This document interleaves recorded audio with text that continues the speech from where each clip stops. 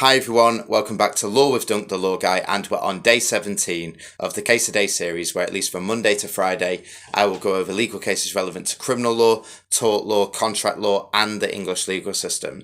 For day 17 I want to continue with intervening acts, but finish discussing how the victim's own act can act as a break in the chain of causation by providing a 2-in-1 case recording today. So the cases I'll be looking at today are RV Marjoram 2000 and Bristow, Dunn and Delay 2012. I don't really stress these cases that much to my students, as I like to prioritise the day 15 and 16 cases of RV Roberts 1971 and RV Williams and Davis 1992 respectively. However, I'm covering them just in case you need them.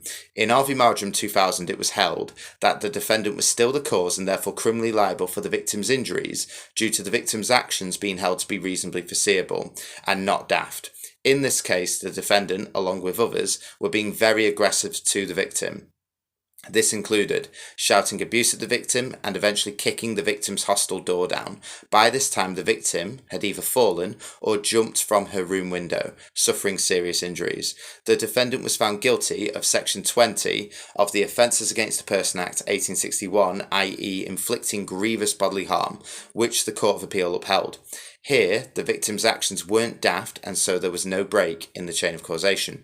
In RV Bristow, Dunn and Delay 2012, the victim's actions were also reasonably foreseeable. In this case, the victim lived in a remote area, operating a motor repair business, i.e. a workshop on his farm. The victim attempted to stop a gang of at least 6 people, which included the defendants from committing a burglary. The victim's business workshop was located at the end of a long drive. The defendants used 2 cars to reach the workshop. The victim was eventually found dead near his workshop hours after the burglary on his premises. He'd been hit by at least one of the defendants' vehicles. The defendants were found guilty of unlawful acts manslaughter, which the Court of Appeal upheld as it was reasonably foreseeable that the victim would attempt to stop the defendants from committing burglary upon his business premises. And that's it for today. Thank you from Law with Dunk, the Law Guy, and I'll see you tomorrow where we look at medical negligence.